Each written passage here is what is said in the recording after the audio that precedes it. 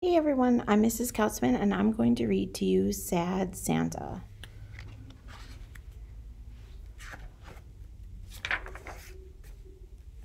Sad Santa by Tad Carpenter. December 26th was a beautiful day. The birds were singing, the air was crisp. Children all over the world were playing with their new toys and presents. But for Santa, December 26th was a horrible, awful day. It was the worst day of the year.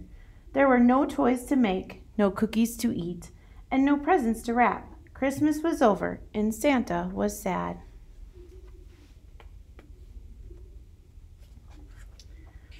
"Cheer up, Santa," said the elves. This was the best Christmas of them all. The gifts were delivered on time. The stockings were filled by the chimney with care. You checked your list twice, and you didn't even get a speck of soot on your coat.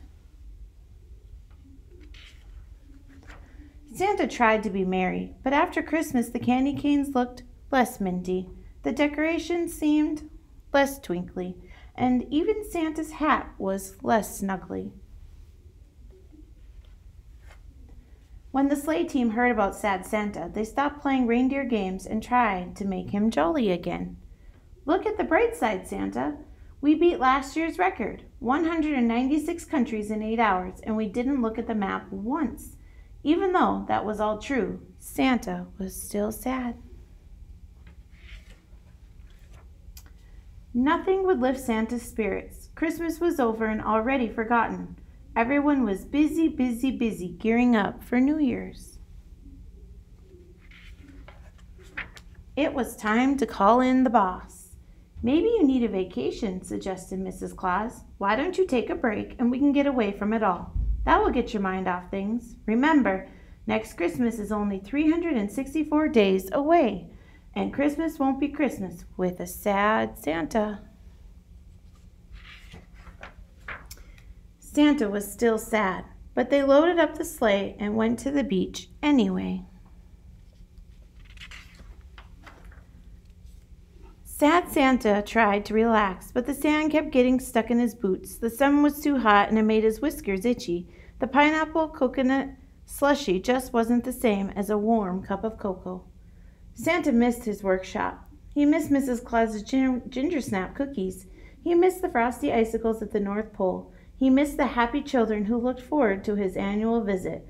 But Christmas was over. Nobody needed Santa anymore. Just when all hope was lost, when Sad Santa was sure that he would never feel merry again, a little bit of Christmas magic came his way. "Dear Santa, can I please ask a favor? My dad could use a lawnmower with surround sound. A deluxe spa set for my mom would be amazing, and my little brother would like a skateboard with its own holographic backgrounds. They deserve it, and all I want for Christmas next year is to make them happy. Thanks, Santa. Love, Jimmy." "What's this about?" Santa asked. "Surround sound lawnmower, deluxe spa set, a skateboard with holographic projection screen, all for his family? This boy needs me," said Santa. "All the children and families around the world need me." There was no time to lose. Santa rushed back to the North Pole and got to work right away. He didn't want to let anybody down. Even if he couldn't deliver exactly what was asked for, Santa was determined to make sure everyone got something extra special next Christmas.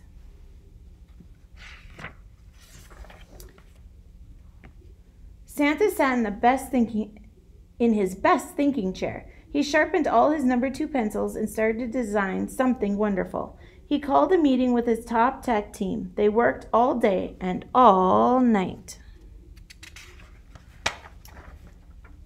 And with every blueprint and every new idea, Sad Santa started to get his pep back in his step, his ho back in his ho-ho-ho, and a jingle back in his bells.